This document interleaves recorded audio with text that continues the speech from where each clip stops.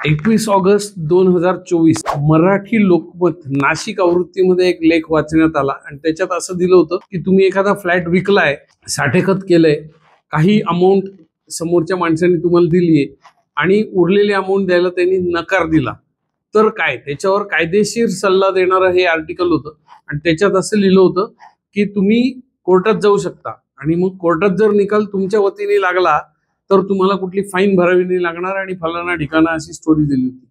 आता माझा प्रश्न हा आहे की अशा युक्त्या फक्त तुम्ही रिअल इस्टेट मध्ये करू शकता जिथे व्यवहार करून तुम्ही लोकांना पैसे देत नाही।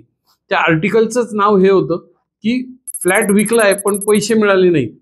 आता ही गोष्ट म्युच्युअल फंड मध्ये कधीही होऊ शकत नाही। एक सिंपल बटन दाबलं आपण, आजच्या युगामध्ये डीमॅट अकाउंट्स मधनं सगळं होतं, बटन दाबलं की पैसे येतात, कोणी गिराईक शोधायचं नाहीये, कोणी कुठे जायचं नाहीये। आणि असा जर इमॅजिन करा एखादा मध्यमवर्गीय माणूस अशा व्यवहारात अडकला की टोकन घेऊन ठेवले आणि उरलेली रक्कम येत नाही तर त्यांनी किती कोर्टाच्या पायऱ्या झिजवायच्या। भारतामध्ये हे सर्रास होत असतं। लोक रिअल इस्टेट मध्ये बरेच पैसे लोकांचे बुडवतात आणि कोर्टाच्या पायऱ्या लोक झिजवत राहतात, न्याय मात्र कधीच मिळत नाही। त्यामुळे तुमचे पैसे अशाच ऍसेट मध्ये टाका की जिथे प्रॉपर रेग्युलेशन्स आहेत, प्रॉपर रेग्युलेटर आहेत। आणि माझ्या हिशोबाने म्युच्युअल फंड ऍसेट हा सगळ्यात रेग्युलेटेड ऍसेट आहे। 3 रेग्युलेटर आहे, सेबी, एम्फी आणि RBI.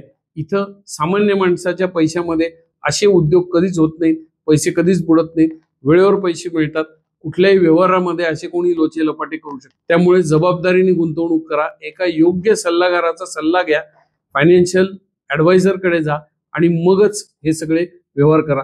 and choose your asset with proper care so that तुम्ही अशा कुठल्याही प्रॉब्लेम मध्ये अडकणार नाही। धन्यवाद।